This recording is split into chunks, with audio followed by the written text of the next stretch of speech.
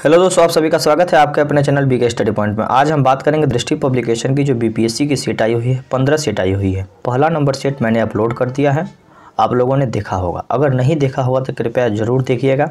History की 150 प्रश्नों के बारे में चर्चा की गई है और हिस्ट्री की बहुत ही अच्छे प्रश्नों के बारे में चर्चा की गई है। तो कमेंट करिएगा ज़रूर कि हाँ वो वीडियो ज़रूर देखिएगा। इसका उस वीडियो का लिंक मैं इस वीडियो के डिस्क्रिप्शन बॉक्स में डाल दूँगा। और आपको बता दूं कि ये दूसरे नंबर की सेट है, ये दूसरा नंबर का सेट है। इसमें आपको ज्योग्राफी के प्रश्न दिए गए, 150 प्रश्न दिए गए हैं। बहुत ही अच्छे प्रश्नों की श्रृंखला है। तो आइए शुरू करते हैं। ये आज का प्रश्न क्वेश्चन नंबर बी है, इसका आंसर भी मैं डाल दूंगा। और आपको बता दे रहा हूँ कि ये PDF टेलीग्राम चैनल पर डाल दी जाती है। टेलीग्राम का लिंक डिस्क्रिप्शन बॉक्स में आपको दे दी जाएगी। पहला नंबर क्वेश्चन है, पहला नंबर क्वेश्चन क्या है कि आइए देखते हैं। दक्षिण पूर्व एशिया का एकमात्र भू आबद्ध देश, भू आबद्ध का मतलब होता है कि लैंडलॉक कंट्री, जिसकी सीमा समुद्र से नहीं लगी हुई, वो भू आबद्ध देश होता है। तो दक्षिण पूर्व एशिया का एक लाओस देश है जो कि पूरी तरह से लैंडलॉक कंट्री है। ठीक है, आगे बढ़ते हैं। क्वेश्चन नंबर 2 देखते हैं। हाल ही में घोषित प्रोजेक्ट डॉल्फिन के संबंध में निम्नलिखित में से कौन सा कथन सही नहीं है। तो प्रोजेक्ट डॉल्फिन अभी हाल फिलहाल में इसका उद्देश्य केवल नदी डॉल्फिन को बचाना है। डॉल्फिन को बचाने के उद्देश्य से प्रोजेक्ट डॉल्फिन प्रधानमंत्री मोदी जी के द्वारा 26 जनवरी के दिन जो लाल किले से भाषण दी गई थी, उसी के समय में इस योजना को शुरू किया गया था। तो इस योजना का शुभारंभ करने का मेन लक्ष्य क्या है कि डॉल्फिन को बढ़ाना है, उसकी 20 तरह की योजनाएँ बनानी है। तो ये इनमें से कोई नहीं हो जाएगा, यानी कि 1 से 2 इसमें से मतलब 2 ऑप्शन इसमें से सही हो जा रहे हैं। इसलिए इसका आंसर जो होगा बीपीएससी के आधार पे ये ऑप्शन नंबर ई होगा। यह परियोजना प्रोजेक्ट टाइगर के तर्ज पर होगी। नहीं, ये नदी डॉल्फिन के बचाने के लिए किया जा रहा है, जल शक्ति मंत्रालय के द्वारा किया जा रहा है, यानी कि इसमें 1 से अधिक ऑप्शन इसमें सही हो जाएंगे। इसलिए इस ऑप्शन को हम लोग आगे बढ़ते हैं देखते हुए। क्वेश्चन नंबर 3 देखते हैं। क्वेश्चन नंबर 3 क्या है कि अटल सुरंग समुद्र तल से 1000 फीट ऊंचाई पर विश्व की सबसे लंबी हाईवे बनाई गई है।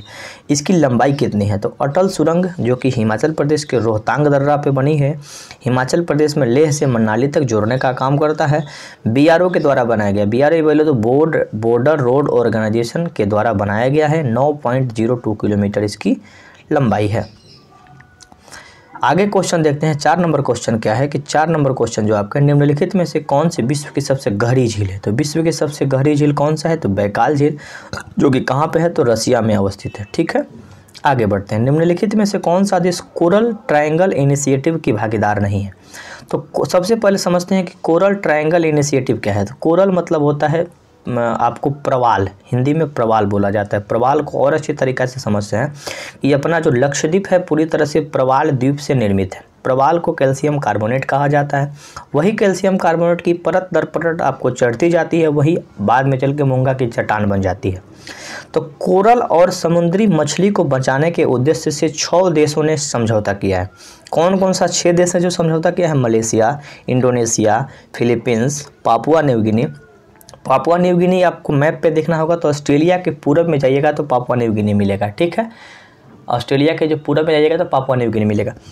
और सोलोमन द्वीप और तिमोर। तो तिमोर एक देश है जिसकी राजधानी दिल्ली है, दिल्ली नहीं दिल्ली। तो ये पूर्वी तिमोर, ये सब समुद्र के किनारे वाला देश है। तो ये सब देश ये कोरल इनिशिएटिव शुरू किया है। तो ये थाईलैंड जो है इसके साथ नहीं है। पूर्वी तिमोर लिखा हुआ है। Malaysia, Indonesia, Philippines, Papua New Guinea और सोलोमन द्वीप, 6 देश मिलकर कोरल ट्रायंगल इनिशिएटिव शुरू किया है। ठीक है, आगे बढ़ते हैं। निम्नलिखित में से कौन सा राज्य का कांवरतल आर्द्रभूमि स्थल है? तो कबरतल जो भूमि है ना, कबरतल, ये इसका ऑप्शन तो सबसे पहले ऑप्शन नंबर ई होगा क्योंकि इसमें ऑप्शन नहीं है। कबरतल झील कहाँ है? तो बिहार के बेगूसराय में है। इसको कांवर झील भी बोला जाता है। कांवर झील और कबरतल झील भी बोला जाता है, जो कि कहाँ है? तो बिहार के बेगूसराय में अवस्थित है। आगे बढ़ते हैं। क्वेश्चन नंबर देखते हैं 7 नंबर।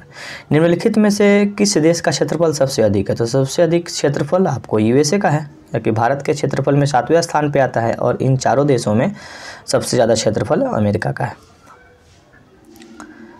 किस देश ने हाल ही में पर्यावरणीय आपात की स्थिति की घोषणा की? तो अभी तेल के गिरने के कारण, समुद्र में तेल बह जाने के कारण मॉरिशस ने कुछ दिन पहले पर्यावरणीय आपातकाल की स्थिति लागू की है। मॉरिशस की राजधानी कहाँ है? तो पोर्ट लुइस है। 9 नंबर क्वेश्चन देखते हैं कि निम्नलिखित में से किस वर्ष पर्यावरण संरक्षण अधिनियम यानी पर्यावरण संरक्षण अधिनियम जो है 1986 में पारित की गई थी। ठीक है, अच्छा प्रश्न है, आगे बढ़ते हैं। 10 नंबर प्रश्न देखते हैं कि निम्नलिखित में से कौन सा विश्व का सबसे छोटा महासागर है। तो सबसे छोटा जो महासागर है विश्व का आर्कटिक महासागर, जो कि विश्व का सबसे छोटा है। और सबसे बड़ा महासागर कौन सा है, तो प्रशांत महासागर है। क्वेश्चन नंबर 11 देखते हैं, निम्नलिखित में से किस स्थान पर भारत का पहला केंद्रीय पुलिस विश्वविद्यालय। तो भारत का पहला पुलिस केंद्रीय विश्वविद्यालय ग्रेटर नोएडा, जो कि उत्तर प्रदेश में है, वहाँ पे बन रहा है। ठीक है, आगे बढ़ते हैं। संयुक्त राष्ट्र पर्यावरण कार्यक्रम का मुख्यालय यानी UNEP United Nation Environment Programme का जो मुख्यालय है कहाँ है, तो नैरोबी। नैरोबी किसकी राजधानी है, तो केन्या की राजधानी कहाँ है, नैरोबी। ठीक है, आगे बढ़ते हैं। एशिया की सबसे लंबी नदी, तो एशिया की सबसे लंबी नदी यांगत्जी, इसको हम लोग याद करते हैं यांगसेटी क्यांग। यांगत्जी जो नदी है ये एशिया के सबसे लंबी नदी के रूप में इसको जाना जाता है। ठीक है, आगे बढ़ते हैं। ये भी क्वेश्चन अच्छा है। ठीक है, आगे बढ़ते हैं।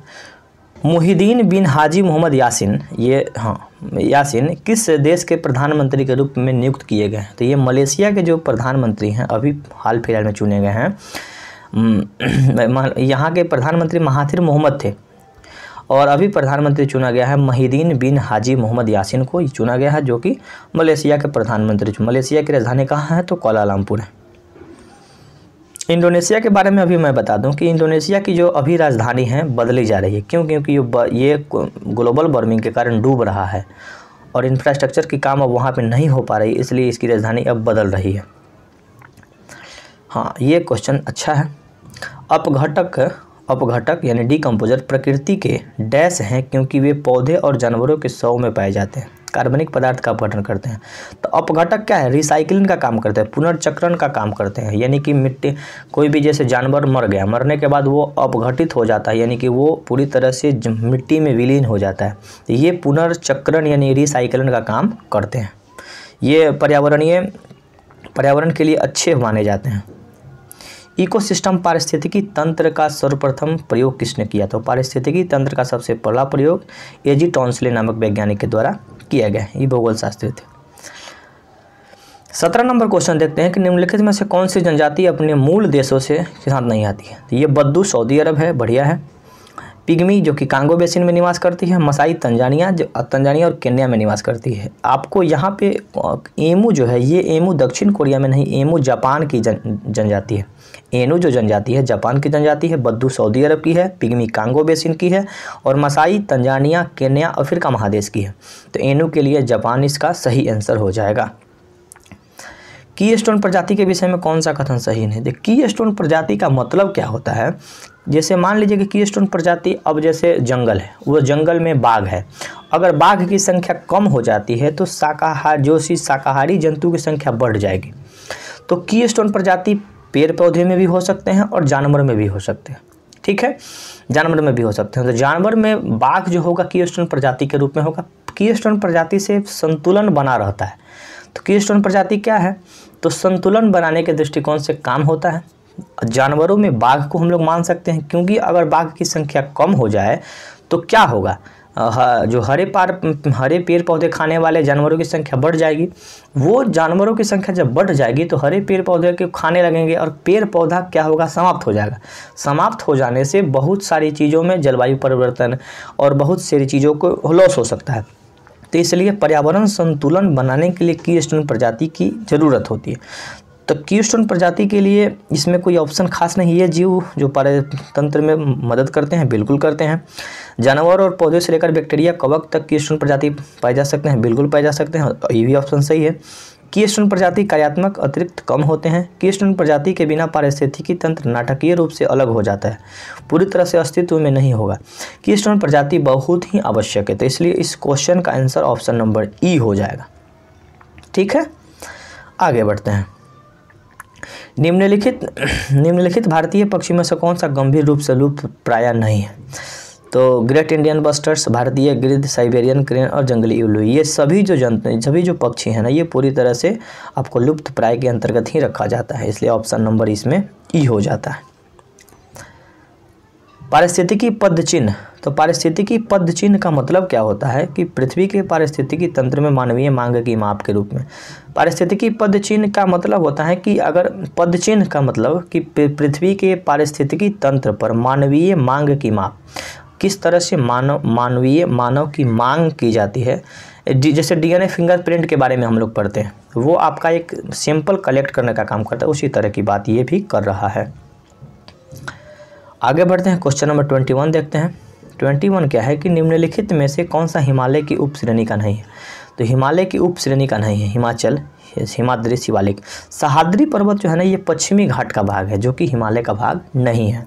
ये हिमालय के से पहले का भाग है। हिमालय जो आज है उसके पुराना भाग है सह्याद्री पर्वत, जो कि पश्चिमी घाट को सह्याद्री के नाम से भी जाना जाता है, जो कि हिमालय से अलग है।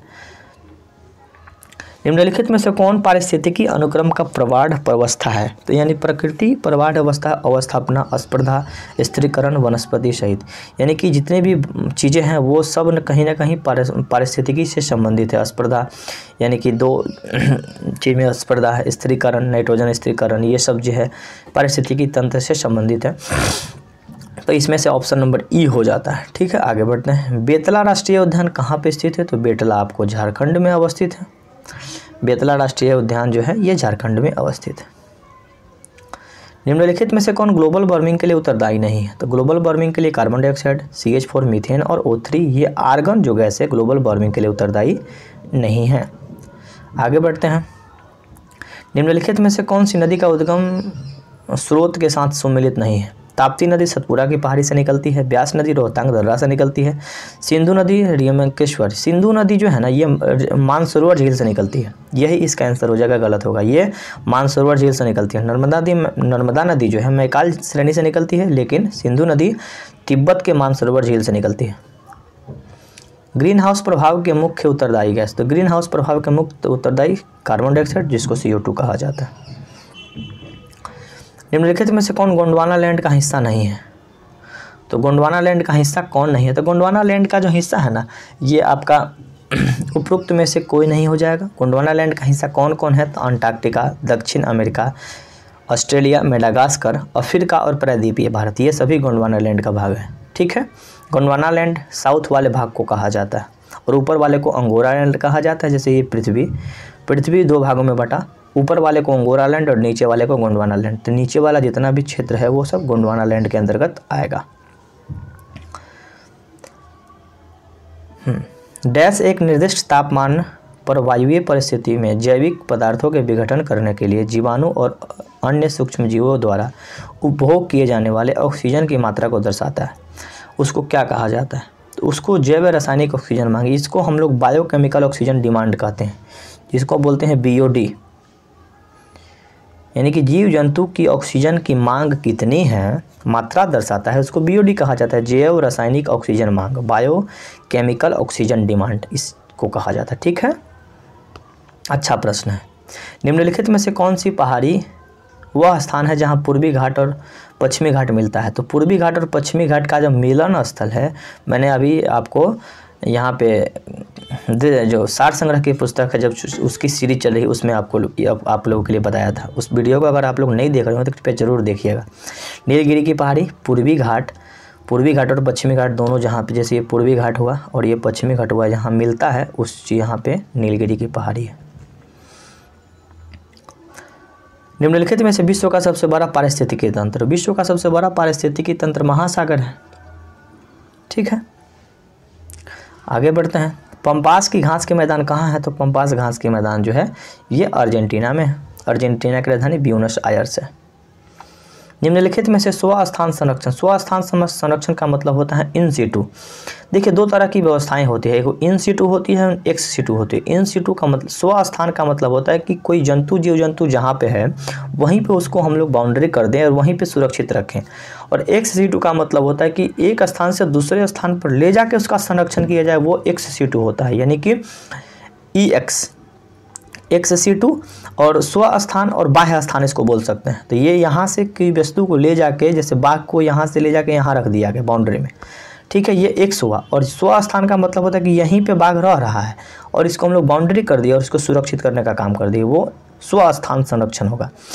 तो इसके अंतर्गत 2-3 बातें होती है, जैविक उद्यान होता है, जैव मंडल आरक्षित क्षेत्र होता है, यानी ऑप्शन नंबर इसमें ई हो जाएगा। ठीक है।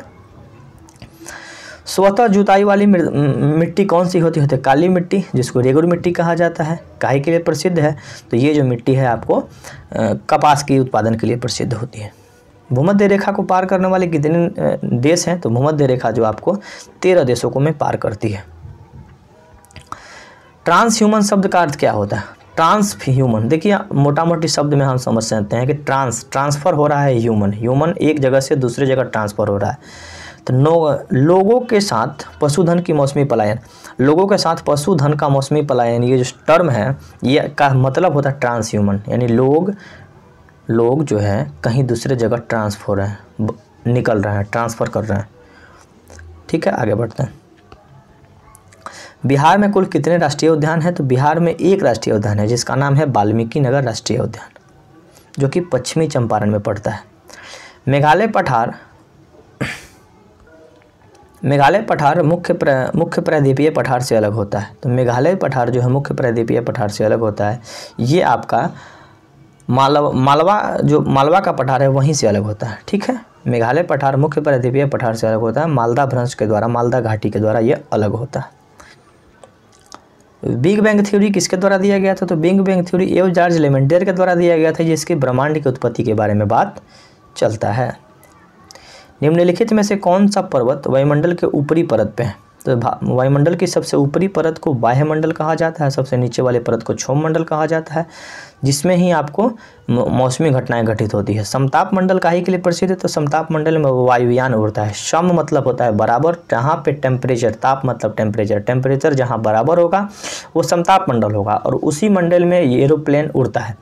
क्षोभ मंडल में मौसमी घटनाएं घटित होती है, और सबसे अंतिम वाले मंडल को बाह्यमंडल कहा जाता है। बिहार में निम्नलिखित में से किस जिले में नेपाल की सीमा से स्पर्श नहीं करता है? तो नेपाल की सीमा से स्पर्श नहीं करने वाला जो जिला है ये आपका उपरोक्त में से कोई नहीं होगा। कौन कौन सा जिला नेपाल से? तो भारत के 7 राज्य जो हैं वो नेपाल से सीमा साझा करते हैं। कौन कौन से? तो पश्चिमी चंपारण, सुपौल, सीतामढ़ी, किशनगंज, और एक अररिया होगा और मधुबनी होगा। ठीक है, दोनों चंपारण, पूर्वी चंपारण, पश्चिमी चंपारण, सुपौल, सीतामढ़ी, किशनगंज, अररिया और मधुबनी, ये 7 जिले जो बिहार के हैं जो कि नेपाल से सीमा साझा करते हैं। निम्नलिखित में से कौन रबी फसल है? तो रबी फसल कौन है? तो देखिए रबी फसल के अंतर्गत, तो वैसा रबी फसल के अंतर्गत कौन सा है? तो गेहूँ जो है ना वो रबी फसल के अंतर्गत है। गेहूँ कब बोया जाता है? तो नवंबर में बोया जाता है। जो नवंबर में बोई जाती है वो रबी फसल होगी। तो इनमें से सभी जो फसल है, देखिए सरसों को रबी फसल के अंतर्गत नहीं रखा जाता है। तो खरीफ फसल कौन सा है? धान है। वर्षा आधारित फसल को खरीफ फसल कहा जाता है, और जो नवंबर में बोई जाती है, अक्टूबर नवंबर में बोई जाती है, वो रबी फसल के अंतर्गत आती है। रिंग ऑफ फायर, तो रिंग ऑफ फायर प्रशांत महासागर वाले क्षेत्र को कहा जाता है, जहाँ सबसे ज़्यादा भूकंप आते हैं उसी को रिंग ऑफ फायर कहा जाता है। निम्नलिखित में से सबसे ठंडा बायोम क्या है? तो बायोम का मतलब क्या होता है? तो बायोम पौधे और जंतु के समुदाय को बायोम कहा जाता है, और टुंडा प्रदेश सबसे ठंडा बायोम के अंतर्गत रखा आता है। भौगोलिक दृष्टि से बिहार को कितने भागों में बांटा गया है? तो भौगोलिक दृष्टि से बिहार को 3 भागों में बांटा गया है। कौन कौन सा? शिवालिक श्रेणी, बिहार का मैदान और दक्षिण का पठारी क्षेत्र, 3 भागों में बिहार को बांटा गया है। निम्नलिखित में से किस भारतीय राज्य में सबसे अधिक कोयला का भंडार है? तो सबसे अधिक कोयला का भंडार अभी फिलहाल झारखंड में है। ठीक है, निम्नलिखित जलधाराओं में से ठंडी जलधारा कौन सी है? तो ठंडी जलधारा ये देखिए, आपको बुग्याल धारा भी ठंडी जलधारा है, लेब्राडोर भी ठंडी जलधारा है, कैलिफोर्निया धारा भी ठंडी जलधारा है, और क्यूरोसियो धारा ये गर्म जलधारा है, यानी कि ये हॉट है। ठीक है, और 3 जो जलधारा ये सब ठंडी जलधारा है। तो इसमें ऑप्शन हो जाएगा इनमें से कोई नहीं, और उपयुक्त में से एक से अधिक, यानी ऑप्शन नंबर इसका आंसर ई होगा। लेकिन ये आपका ठंडी, ये तीनों ठंडी जलधारा याद रखने के लिए, और ये आपका गर्म जलधारा है, ये गर्म जलधारा है, और ये तीनों ठंडी जलधारा है। ठीक है, निम्नलिखित में से किस स्थान पर करेवा स्थलाकृति पाई जाती है? तो करेवा स्थलाकृति जो है ये आपको कश्मीर हिमालय में पाई जाती है। बरौनी रिफाइनरी कारखाना बिहार के किस जिले में अवस्थित है? तो बरौनी रिफाइनरी कारखाना ये बिहार के बेगूसराय जिले में अवस्थित है। पर्यावरणीय प्रदूषण का किस प्रकार जीवों की विशेष प्राकृतिक पर्यावरण का प्रकार जिसमें जीवों की विशेष प्रजाति निवास करती है उसको क्या कहा जाता है? तो जहाँ पे जीवों की विशेष प्रकृति निवास की जाती है उस स्थान को हम लोग आवास कहा जाता है। ठीक है, जहाँ पे निवास करते हैं जीव जंतु उसको आवास कहा जाता है। साधारण सा प्रश्न है। विश्व का सबसे बड़ा द्वीप, तो विश्व का सबसे बड़ा द्वीप ये ग्रीनलैंड है, जो कि 66वीं बीपीएससी में पूछा गया था। अभी मैंने 66वीं बीपीएससी का क्वेश्चन भी डिस्कस किया हूँ, आप लोगों के लिए मिलेगा, धीरे धीरे अपलोड की जाएगी वीडियो। तो डेनमार्क, ये ग्रीनलैंड है किसके अधीन है? तो ये डेनमार्क के अधीन है। ठीक है, भारत में कुल कितने बंदरगाह हैं? तो भारत में 13 बंदरगाह हैं। निम्नलिखित में से कौन सा देश यूथोपिया की सीमा साझा नहीं करता है? तो यूथोपिया अफ्रीका महादेश में है। यूथोपिया की सीमा साझा करने वाला जो देश है वो सबसे पहले तो इसका हम लोग आंसर लगा देते हैं युगांडा, जो कि सीमा साझा नहीं करता। इरिट्रिया, सोमालिया, दक्षिणी सूडान सीमा साझा करता है। जिबूती और केन्या, ये 5 जो देश हैं यूथोपिया की सीमा साझा करती है। कौन कौन सा?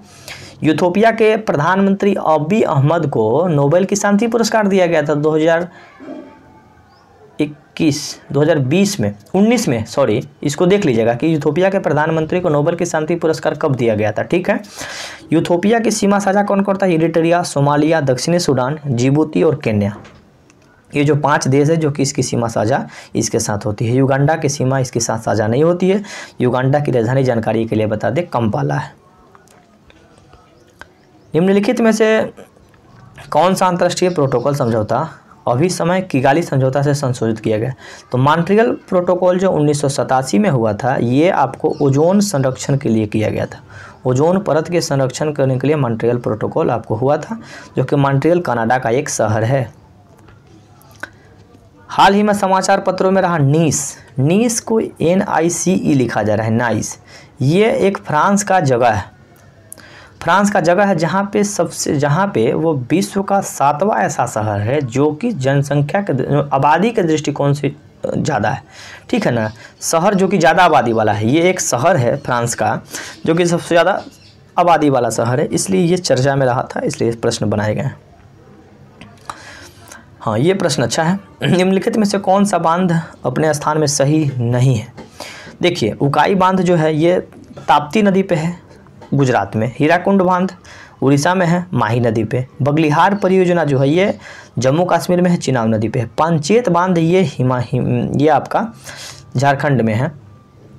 तो ये जो पंचेत बांध है ये भी झारखंड में। इसमें से पूछ रहा है कौन सम्मिलित नहीं है, तो ऑप्शन नंबर इसमें ई हो जाएगा, क्योंकि उकाई बांध भी गुजरात में है, हीराकुंड उड़ीसा में है, बगलिहार जम्मू कश्मीर में है और पंचेत बांध तो ये झारखंड में है ही। ठीक है, तो 3 ऑप्शन इसमें से नहीं होगा, तो इसलिए ऑप्शन नंबर ई इसका आंसर हो जाएगा। निम्नलिखित देशों में से कौन विश्व का सबसे बड़ा सोना का उत्पादक है? तो सोना का सबसे ज़्यादा उत्पादक चीन है। यह भी बीपीएससी में पूछा गया, पिछले साल प्रश्न था। सबसे ज़्यादा सोना का उत्पादन चीन, 2 नंबर पे रसिया, 3 नंबर पे ऑस्ट्रेलिया और 4 नंबर पे यूएस। ठीक है, 2, 3 और 4। आइए, वन्य जीव संरक्षण अधिनियम कब पारित किया गया था? तो ये 1972 में पारित किया गया था। क्षेत्रफल की दृष्टि से विश्व में भारत का स्थान कौन सा है? तो विश्व में भारत का स्थान 7वां है, ऑप्शन नंबर ई हो जाएगा। हाँ, निम्नलिखित में से कौन सी नदी एक पश्चिम की बहने वाली नदी है? तो पश्चिम में बहने वाली नदी कौन कौन सी है? तो नर्मदा, ताप्ती और माही नदी। ठीक है, नर्मदा, ताप्ती और माही तीनों नदी है जो कि आपको बहती है। तो इसमें ऑप्शन नंबर नर्मदा है, तो नर्मदा में हम लोग टिक कर देते हैं। उस प्रक्रिया का क्या नाम है जिस प्रक्रिया में जल में निकाय पोषक तत्व के कारण अत्यधिक समृद्ध हो जाता है? यानी जल में जलकुंभी देखे होंगे, देखिएगा, जब वर्षा होती है, जब बाढ़ आती है तो क्या होता है कि अलग अलग जगहों से पोषक तत्व नदी में बह के जाते हैं, और नदी में बह के जाने के कारण वो पूरी तरह से जो जलकुंभी होता है, जल का जो जल निकाय का पोषक तत्व है बहुत ज़्यादा बड़ा हो जाता है। उस चीज़ को हम लोग सुपोषण कहते हैं। ठीक है, सुपोषण कहा जाता है। इसको इंग्लिश में यूट्रिफिकेशन कहा जाता है। ये बिहार दौड़का में एक बार पूछा गया क्वेश्चन था। यूटरिफिकेशन उस प्रक्रिया का क्या नाम है जिसमें एक जल निकाय पोषक तत्व से अत्यधिक समृद्ध हो जाता है, यानी पोषक तत्व के कारण वो बहुत बड़ा हो जाता है, बढ़ जाता है, उसको हम लोग बोलते हैं सुपोषण। ठीक है, सुपोषण, इसको इंग्लिश में यूटरिफिकेशन कहा जाता है, याद रखिए। महानदी और अलकनंदा, देखिए ये हमको याद नहीं हो रहा था, इसलिए मैंने एक ट्रिक बनाया, अमरुद, अलकनंदा और महानदी, रुद्रप्रयाग। ये रुद्रप्रयाग जो है अलकनंदा और महानदी का मिलन स्थल है। देवप्रयाग भागीरथी और अलकनंदा का है, वो सब याद हो रहा था लेकिन ये नहीं याद हो रहा था, इसलिए मैंने ट्रिक बनाया अमरुद। तो अलकनंदा मंदाकिनी जो कि रुद्रप्रयाग में जाके मिल जाती है। भारत के निम्नलिखित में से किस राज्य में नाथुला दर्रा है? तो नाथुला दर्रा आपका सिक्किम में अवस्थित है। बिहार के निम्नलिखित में से किस जिले में सर्वाधिक वर्षा होती है? तो बिहार के किशनगंज में सर्वाधिक वर्षा होती है। ठीक है, आगे बढ़ते हैं। निम्नलिखित में से कौन एक अल्पकालिक नदी है? तो अल्पकालिक का मतलब बहुत कम समय के लिए नदी आती है, वो विलुप्त हो जाती है। तो लूनी नदी राजस्थान से चलती है और वहीं पे विलुप्त हो जाती है। ठीक है, निम्नलिखित में से किसे भारतीय हरित क्रांति का जनक कहा जाता है? तो भारत की हरित क्रांति का जनक एम एस स्वामीनाथन को कहा जाता है। ठीक है, आगे बढ़ते हैं। निम्नलिखित में से वह कौन सा कारक नहीं है जो किसी जलवायु को नियंत्रित करता है? तो जलवायु को नियंत्रित करने के लिए हम लोग क्या समझे थे? अक्षांश समझे थे, औसत वर्षा, ये सब भी समझे थे। जो हम लोग चर्चा कर रहे हैं एनसीईआरटी सार संग्रह, उसमें जलवायु हम लोग थोड़ा सा पढ़े हैं। तो उसमें हम लोगों ने देखा था कि अक्षांश भी डिपेंडेंट होता है, यानी कि अक्षांश भी निर्भर करता है और आपको वार्षिक वर्षा भी निर्भर करती है, यानी ऑप्शन नंबर इसमें ई हो जाएगा। ठीक है, निम्नलिखित में से किस राज्य की सीमा बिहार से नहीं लगती है? तो बिहार से नहीं लगने वाली जो सीमा है आपको नेपाल लगती है, पश्चिम बंगाल की सीमा बिहार से लगती है। और आपको यहाँ पे मैं बता दूँ कि 2 राज्य की सीमा नेपाल से लगती है, तो इसमें ऑप्शन नंबर ई हो जाएगा। भारत के किस राज्य में उत्तर पूर्वी मानसून से वर्षा होती है? तो उत्तर पूर्वी मानसून से वर्षा तमिलनाडु में होती है और पंजाब में होती है। ठीक है, ऑप्शन नंबर तमिलनाडु है, तो तमिलनाडु इसका आंसर हो जाएगा। मानव विकास की अवधारणा किसने दिया था? तो महबूब उल हक, ये पाकिस्तानी अर्थशास्त्री थे और भारत के एक अर्थशास्त्री अमर्त्य सेन, इन दोनों के सहयोग से आपको ह्यूमन डेवलपमेंट, मानव की विकास की अवधारणा प्रस्तुत की गई थी। बिहार में पाई जाने वाली बलथर मृदा के बारे में कौन सा कथन सही है? तो बलथर मृदा जो है ना, ये आपको इस क्वेश्चन का आंसर आपको मैं बता दे रहा हूँ। इस क्वेश्चन को बढ़िया से आप लोग देखिएगा। इस क्वेश्चन का आंसर छोटा नागपुर के पठार, कम उपजाऊ, जल धारण करने की क्षमता, इस क्वेश्चन का आंसर ऑप्शन नंबर ई हो जाएगा। ठीक है, देखिएगा। इस मृदा की प्राकृतिक अम्लीयता, जिसे रेत में बजरी पाई जाती है। 2-3 ऑप्शन इसमें से सही हो सकता है। ठीक है ना, बलथर मृदा लाल और पीले भी हो सकती है। आगे बढ़ते हैं। कुछ बीपीएससी में थोड़ा सा कठिनाई यही है कि इसमें ऑप्शन नंबर जो ई देता है ना, वो बड़ा ही जटिल हो जाता है, लेकिन ज़्यादातर प्रश्न में ई नहीं होता है, थोड़ा सा समझ बुझ के उसको आंसर देना होता है। भारत में कर्क रेखा किस राज्य से होकर नहीं गुजरती है? कर्क रेखा जो कहाँ से होकर नहीं गुजरती है? तो आपको पंजाब और बिहार दोनों से होकर नहीं गुजरती है, इसलिए ऑप्शन नंबर ई हो जाएगा। कर्क रेखा 8 राज्यों से होकर गुजरती है। ठीक है, बिहार में चंपारण जिले में किस वर्ष 2 जिला का विभाजन किया गया? तो चंपारण जो हुई, पूर्वी चंपारण और पश्चिमी चंपारण का जो विभाजन हुआ था, ये 1972 में हुआ था। ठीक है, लावा के जमने के परिणाम स्वरूप पृथ्वी के अंदर बनने वाले सेल को कैसी होती है? तो लावा यानी कि ज्वालामुखी से जो लावा निकलता है, वो जब पृथ्वी के अंदर जमता है तो वो पतालिक और प्लूटोनिक चट्टान, पतालिक का मतलब पाताल यानी पृथ्वी के नीचे पताल कहा जाता है, आकाश और पताल यानी पृथ्वी के नीचे पताल कहा जाता है, और वहाँ पे जो जम जाता है लावा तो पतालिक चट्टान बोला जाता है, प्लूटोनिक चट्टान बोला जाता है, प्लूटोनिक सेल बोला जाता है। साधारण सा बात है जो कि हम लोगों को याद रखना है। उदयपुर वन्यजीव अभ्यारण्य, ये तो नाम उदयपुर राजस्थान की तरह लगता है, लेकिन ये बिहार में है, जो कि बीपीएससी में एक बार पूछा गया क्वेश्चन है।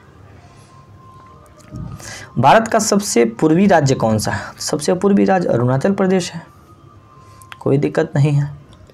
बिहार के निम्नलिखित जिलों में से कौन सा जिला उत्तर प्रदेश की सीमा को नहीं छूता है?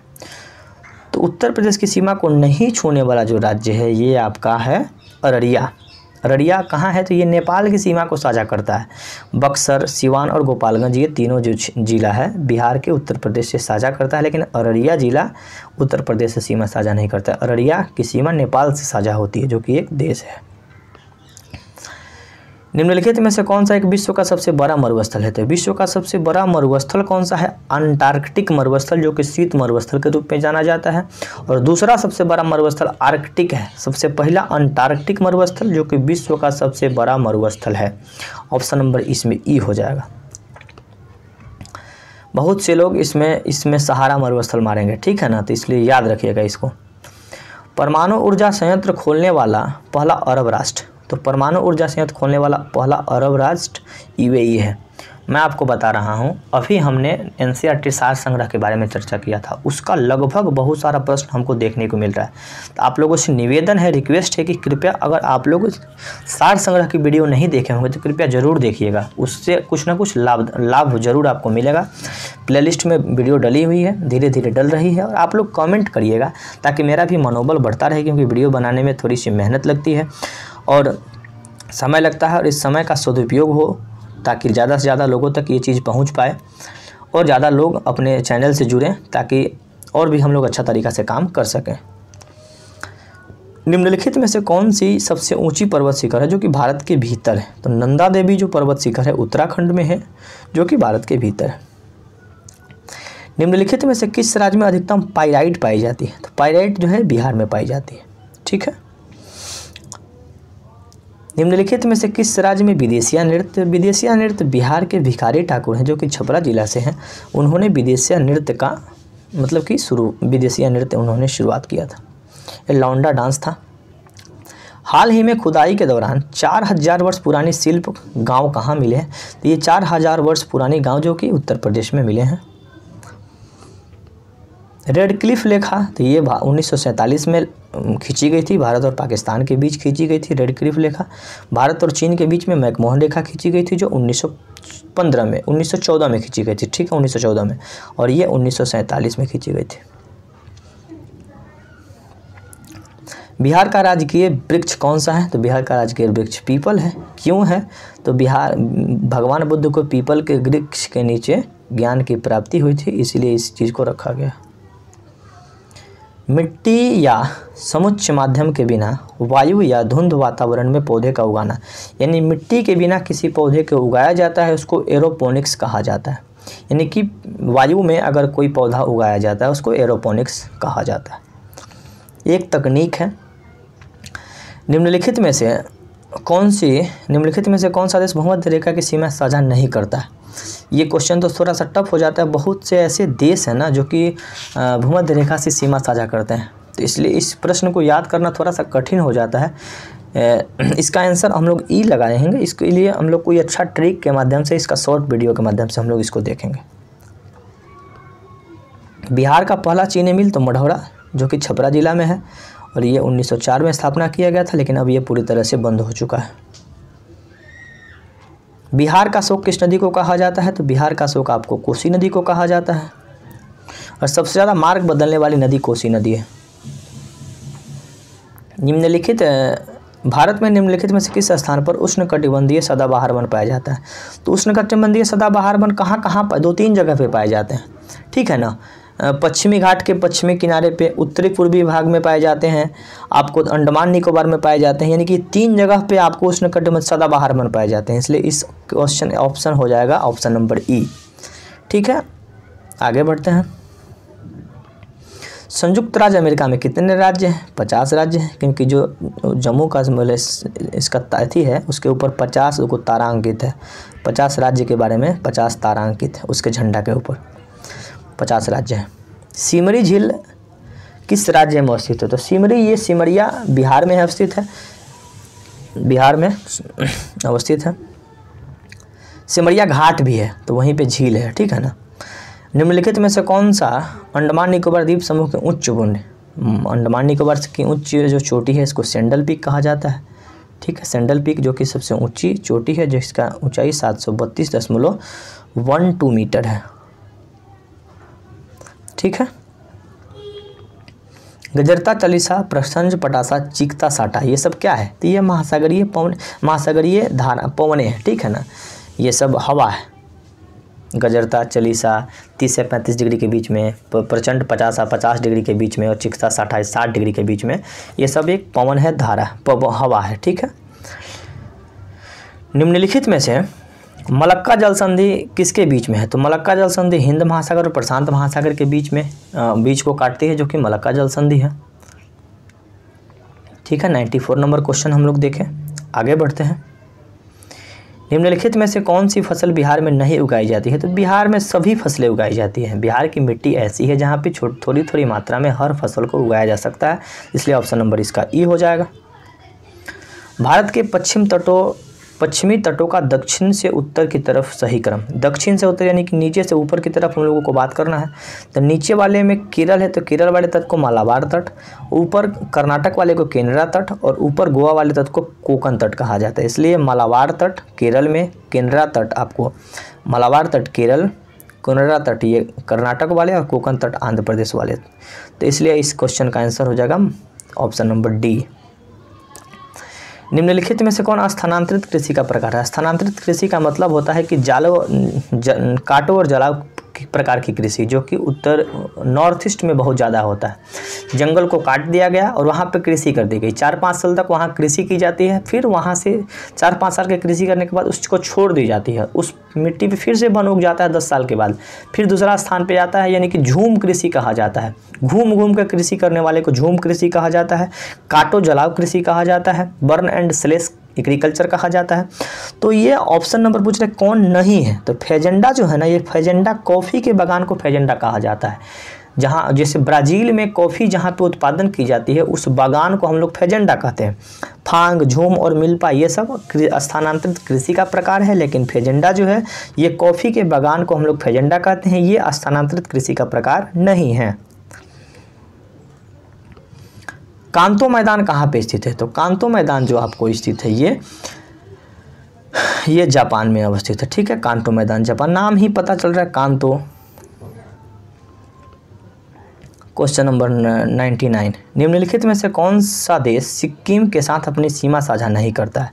तो बांग्लादेश जो है ये सिक्किम के साथ अपनी सीमा साझा नहीं करता है। सिक्किम के साथ नेपाल, चीन और भूटान तीनों साझा करता है, लेकिन बांग्लादेश के साथ सिक्किम की सीमा साझा नहीं होती है। सिक्किम एक ऐसा राज्य है जो कि 3 देशों के साथ सीमा साझा करता है। बागमती सिंचाई परियोजना जो कि बिहार में अवस्थित है, बागमती नदी से अवस्थित है, बागमती नदी से मतलब पानी को प्राप्त करता है।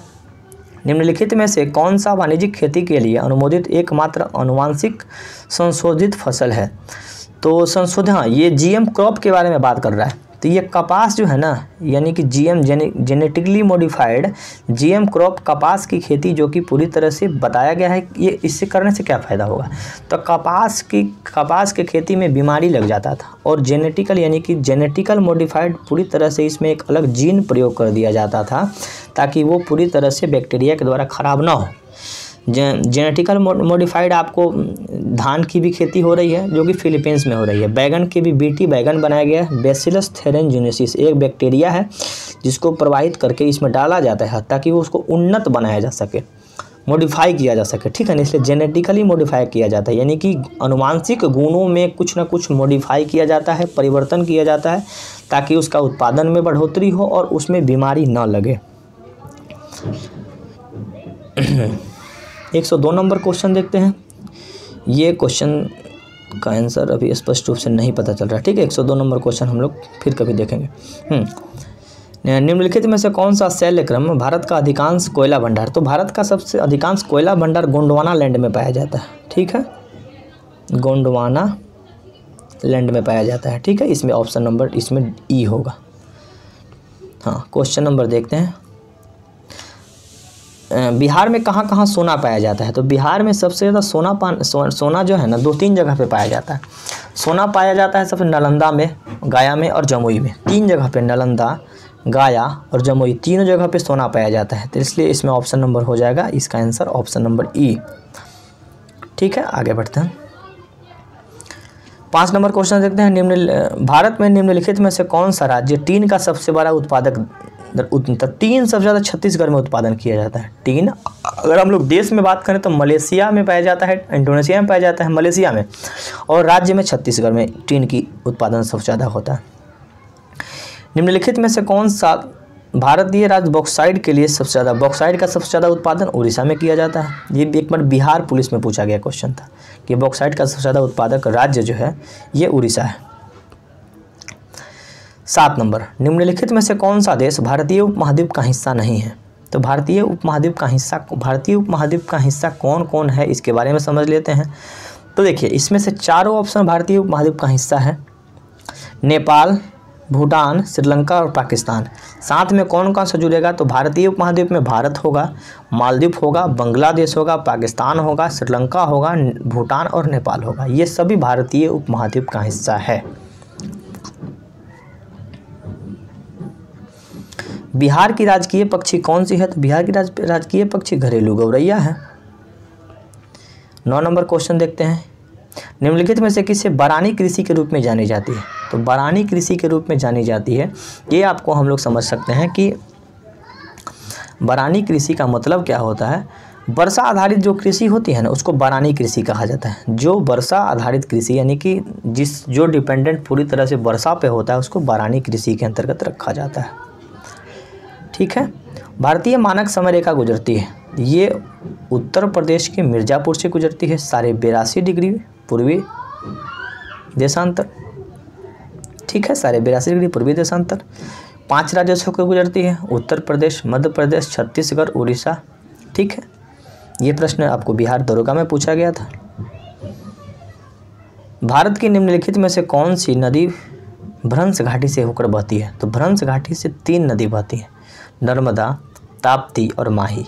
ठीक है, तो इसमें ऑप्शन नंबर आपको ई हो जाएगा क्योंकि नर्मदा भी है, आपको दामोदर भी है। नर्मदा, ताप्ती, दामोदर और माही, ये 4 नदियां हैं जो कि भ्रंश घाटी से होकर बहती है। ऑप्शन नंबर इसमें ई हो जाएगा इसका आंसर। ठीक है, बिहार का सबसे लंबा राजमार्ग, तो बिहार का सबसे लंबा राजमार्ग NH-31 है, याद रखिएगा। लोनार झील कहाँ पे अवस्थित है, तो लोनार झील जो है ये महाराष्ट्र में अवस्थित है, जो बहुत बार प्रश्न पूछा गया है एग्जाम में। आगे बढ़ते हैं, निम्नलिखित में से कौन भारत की सबसे पुरानी युवा पर्वत श्रृंखला है। तो सबसे युवा पर्वत श्रृंखला कौन सा है, तो हिमालय है। अरावली पर्वत श्रृंखला बहुत पुरानी है, पश्चिमी घाट हिमालय से पुरानी है, विंध्य पर्वत श्रृंखला भी पुरानी है। सबसे युवा पर्वत के रूप में हम लोग जानते हैं ये हिमालय पर्वत युवा है। बिहार के निम्नलिखित में से किस जिले को पश्चिम बंगाल की सीमा के साथ साझा नहीं करता है। तो कौन कौन सा जिला जो है बिहार के पश्चिम बंगाल से साझा करता है, तो किशनगंज है, पूर्णिया है और कटिहार। ये 3 जिला बिहार के पश्चिम बंगाल से सीमा साझा करता है, किशनगंज, पूर्णिया और कटिहार। ऑप्शन नंबर किशनगंज है, 1 नंबर, दूसरा पूर्णिया और तीसरा कटिहार जो कि पश्चिम बंगाल से सीमा साझा करता है। बिहार की सबसे ऊँची चोटी तो सोमेश्वरम की चोटी है। ठीक है, जिसकी ऊंचाई 880 मीटर है। कहाँ पे है, तो पश्चिमी चंपारण में अवस्थित है। 2011 की जनसंख्या के अनुसार बिहार में सर्वाधिक जनसंख्या वृद्धि वाला जिला, तो सबसे अधिक जनसंख्या वृद्धि वाला जिला मधेपुरा है। कितना परसेंट हुआ है, तो 31.12% ये वृद्धि किया है। ठीक है, मधेपुरा में सबसे ज़्यादा। फसल पैटर्न के आधार पे बिहार को कितने प्रकार के चावल उगाए जाते हैं। बिहार में 3 प्रकार के चावल उगाए जाते हैं, एक अगहनी चावल, एक गर्मा चावल, एक बोरो चावल। अगहनी चावल जो है ज़्यादा मात्रा में उगाई जाती है। अगहन कब होता है, जो कार्तिक वाला छठ होता है नवंबर में, और उसके बाद का जो मौसम होता है अगहन होता है। ठीक है, तो अगहनी जो चावल है सबसे ज़्यादा मात्रा में उगाई जाती है, और 2 नंबर में गर्मा और 3 नंबर में आपको बोरो चावल, यानी 3 प्रकार की चावल की खेती की जाती है बिहार में। भारत की कुल जनसंख्या में से कितने प्रतिशत आबादी बिहार में निवास करती है, तो 8.6% जो जनसंख्या है पूरे भारत की बिहार में निवास करती है। हाँ, आगे बढ़ते हैं। बिहार के निम्नलिखित जिलों में से कौन सी शहरी आबादी सबसे कम है। तो शहरी आबादी जो है ना, शिवहर जिला की शहरी आबादी सबसे कम है, गाँव अभी है वहाँ पे ज़्यादा। निम्नलिखित में से कौन सा भारत का वर्तमान महारजिस्ट्रार है, तो महारजिस्ट्रार अभी विवेक जोशी है, जिसको याद रखिएगा, करंट के दृष्टिकोण से इम्पोर्टेंट है। 2011 की जनसंख्या का नारा क्या है? तो हमारी जनसंख्या हमारा भविष्य। ठीक है, आगे बढ़ते हैं। अब 2022 में जनसंख्या होगी। 2011 की जनसंख्या के अनुसार निम्नलिखित में से किस केंद्र शासित प्रदेश की जनसंख्या घनत्व न्यूनतम है? तो सबसे जनसंख्या घनत्व अंडमान निकोबार की है, जो कितनी है? 43 व्यक्ति प्रति वर्ग किलोमीटर प्रति किलोमीटर स्क्वायर। ठीक है, तो सबसे कम जनसंख्या घनत्व तो आपको अंडमान निकोबार की है, और सबसे ज़्यादा जनसंख्या घनत्व तो राज्य में पूछे तो बिहार का है, जो कि 1106 व्यक्ति प्रति वर्ग किलोमीटर है। पृथ्वी शिखर सम्मेलन 1992 में हुआ था, कहाँ पे? तो रियो डी जेनेरियो, जो कि ब्राज़ील का एक शहर है। विश्व पर्यावरण दिवस 2020, पर्यावरण दिवस कब मनाया जाता है? तो ये 5 जून को मनाया जाता है, और जैव विविधता के लिए जश्न मनाने की बात 2020 में की गई थी। जैव विविधता को कैसे संरक्षण रखा जाए। नारगोन और करवाक क्षेत्र किस देश के साथ विवाद है? तो नागोर्नो और ये करवाक क्षेत्र आर्मेनिया और अजरबैजान के बीच में ये विवादित क्षेत्र है। गंगा नदी को भारत की राष्ट्रीय नदी कब घोषित की गई थी? तो ये 4 नवंबर 2008 को गंगा नदी को राष्ट्रीय नदी के रूप में घोषित की गई थी। ठीक है, आगे बढ़ते हैं। डोबरा चांडी निलंबन पुल, जिसका हाल ही में उद्घाटन किया गया, ये कहाँ अवस्थित है? तो ये उत्तराखंड में अवस्थित है। डोबरा चांडी निलंबन पुल उत्तराखंड राज्य में अवस्थित है, जो कि इसका उद्घाटन अभी हुआ है। निम्नलिखित में से किस बायोस्फीयर रिजर्व को वर्ष 2020 के यूनेस्को के मैन एंड बायोस्फीयर रिजर्व कार्यक्रम में शामिल किया गया? तो ये आपका 2020 में शामिल किया गया है। पन्ना बायोस्फीयर रिजर्व, जो कि मध्य प्रदेश में अवस्थित है, जिसको MAB ये थी है मैन एंड बायोस्फीयर रिजर्व। ठीक है, मैन एंड बायोस्फीयर रिजर्व के अंतर्गत इस कार्यक्रम के अंतर्गत इसको शामिल किया गया है, ताकि इसको और डेवलपमेंट किया जाए। वह संरक्षित क्षेत्र केरल के दक्षिणी पश्चिम घाटों में स्थित विश्व का सबसे बड़ा और सबसे पुराना सागौन का वृक्ष यहाँ पर है। यहाँ पाए जाने वाले जंतु वर्ग में नीलगिरी वुड कबूतर भी शामिल है। यह संरक्षित क्षेत्र कहाँ पे है? तो नीलगिरी संरक्षित क्षेत्र, जहाँ पे वुड कबूतर का संरक्षण किया जाता है, वो यहाँ पे पूछ रहा है किस राज्य में अवस्थित है? तो पेराम्बिकुलम टाइगर रिजर्व, जहाँ पे वुड कबूतर का संरक्षण किया जाता है, और विश्व का सबसे बड़ा और सबसे पुराना सागौन का वृक्ष यहीं पे अवस्थित है, जो कि केरल में अवस्थित है। ठीक है, अच्छा प्रश्न है। केरल के दक्षिण पश्चिम घाट में विश्व का सबसे बड़ा और सबसे पुराना सागौन का वृक्ष है। जहाँ पे नीलगिरी के बारे में बात करते हैं तो नीलगिरी केरल में है। पूर्वी घाट और पश्चिमी घाट का मिलन स्थल है, वहाँ पे वुड कबूतर भी शामिल है। वो कहाँ पे है? तो पेराम्बिकुलम टाइगर रिजर्व में अवस्थित है। हाँ, निम्नलिखित में से किस राज्य में भारत का पहला लाइकेन गार्डन बनाया गया था? तो लाइकेन पार्क जो है ये उत्तराखंड में बना था। निसर्ग क्या है? निसर्ग क्यार और महा क्या है? तो निसर्ग एक चक्रवात आया था पिछले कुछ दिन पहले। क्वेश्चन नंबर 133, निम्नलिखित में से कौन सा भारत के स्थानिक और लुप्तप्राय वनस्पति के संरक्षण पर एक रिपोर्ट जारी करने वाला पहला केंद्र शासित प्रदेश बना? तो लुप्तप्राय जो मतलब जंतु है, उन लोगों के लिए एक रिपोर्ट जारी करने का काम सबसे पहले कौन किया है? तो ये उत्तराखंड सबसे पहले वनस्पति संरक्षण के लिए एक रिपोर्ट जारी किया, ताकि किन किन वस्तु को कौन कौन से जो पौधे हैं, जंतु हैं, लुप्त प्राय हो रहे हैं, इसके लिए रिपोर्ट जारी करने का काम उत्तराखंड किया है। हाल ही में निम्नलिखित में से किस देश ने राष्ट्रीय स्मारकों की क्षति पहुंचाने वाले के खिलाफ मुकदमा चलाने का प्रावधान किया है? तो जो राष्ट्रीय स्मारकों को नुकसान पहुंचाने का काम कर रहे थे, वो संयुक्त राज्य अमेरिका में जैसे बहुत सी मूर्ति को तोड़ दी गई थी उस समय, इसी के लिए ये मुकदमा चलाने के लिए प्रावधान किया है, जो कि कोई भी अगर आप मूर्ति तोड़ते हैं उसकी भरपाई आपको खुद करनी पड़ेगी। जैसे उत्तर प्रदेश में हुआ था, पब्लिक प्रॉपर्टी को जलाया गया था, बहुत से लोगों का नाम अनाउंस किया गया था कि आप ही ने जो जलाया था आप ही भरपाई करेंगे, क्योंकि वह तो आपकी संपत्ति है। आक्रामक प्रजाति चारू मुसेल जो कि स्थानिक प्रजाति विविधता के लिए गंभीर खतरा है, निम्नलिखित में से किस भारतीय राज्य में तेजी से फैल रहा है? तो चारू मुसेल ये एक आक्रामक प्रजाति है जो कि कहाँ पे पाई जा रही है? ये आपको केरल में पाई जा रही है। ठीक है, इसको सर्च करके हम लोग देखेंगे, आप लोग भी देखिएगा। चारू मुशेल। ग्रीष्मकाल के दौरान बिहार का निम्नलिखित में से कौन सा जिला सबसे गर्म जिला है? तो सबसे गर्म जिला और सबसे ठंडा जिला गया है, याद रखिएगा। बिहार का सबसे गर्म जिला भी गया, सबसे ठंडा जिला भी गया। ग्रेट विक्टोरिया मरुस्थल कहाँ है? तो ये ऑस्ट्रेलिया में अवस्थित है। निम्नलिखित देशों में से किसे हिंद महासागर की मोती कहा जाता है? तो श्रीलंका को हिंद महासागर की मोती कहा जाता है, क्योंकि ये हिंद महासागर में अवस्थित है। पृथ्वी का निकटतम तारा का क्या नाम है? तो पृथ्वी का निकटतम जो तारा है उसको सूर्य कहा जाता है।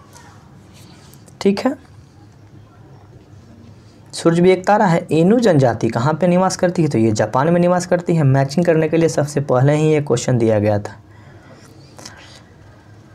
निम्नलिखित में से कौन सा देश एक प्राकृतिक रबर का सबसे बड़ा उत्पादक है? तो प्राकृतिक रबर का सबसे बड़ा उत्पादक देश थाईलैंड है। थाईलैंड की राजधानी कहाँ है? तो बैंकॉक है।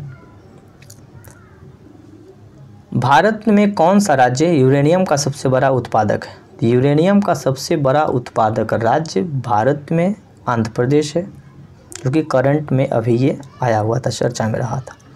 ये 143। निम्नलिखित में से कौन सा भारत का पहला जैविक राज्य बना है? तो भारत का सबसे पहला जैविक राज्य सिक्किम है, जहाँ पे जैविक खाद से, जैविक उर्वरक से कृषि की जा रही है। 144। निम्नलिखित में से कौन सा देश के साथ भारत में अपनी सबसे छोटी अंतर्राष्ट्रीय सीमा साझा करता है? तो अफगानिस्तान के साथ हम लोगों की सीमा साझा होती है मात्र 106 किलोमीटर, जो कि सबसे कम है, और सबसे ज़्यादा बांग्लादेश के बीच सीमा साझा होती है 4096 किलोमीटर।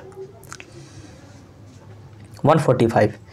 ये निम्न क्वेश्चन है। निम्नलिखित में से कौन उत्तर से दक्षिण में हिमालय का भाग है? पहले इसका आंसर हम लोग देख लीजिए। काराकोरम, लद्दाख और जॉन्सकोर पीर पंजाल। एक याद रखिएगा ट्रिक, कलेजा पीस। काराकोरम, लद्दाख, जॉन्सकोर और पीर पंजाल, ये 4 ट्रिक याद रखिएगा। काराकोरम, लद्दाख, कलेजा पीस, कलेजा पीस। ठीक है, याद रहेगा। उत्तर से दक्षिण की जब आपको सीक्वेंस बताना होगा तो ये आपको ट्रिक याद रखना होगा, आराम से इसको सॉल्व कर सकते हैं। 146। निम्नलिखित में से कौन सा भारत में सर्वाधिक पाई जाने वाली मृदा है? तो भारत में सबसे ज़्यादा पाई जाने वाली मिट्टी कौन सी है? तो जलोढ़ मिट्टी, जो कि सबसे ज़्यादा भारत में पाई जाती है।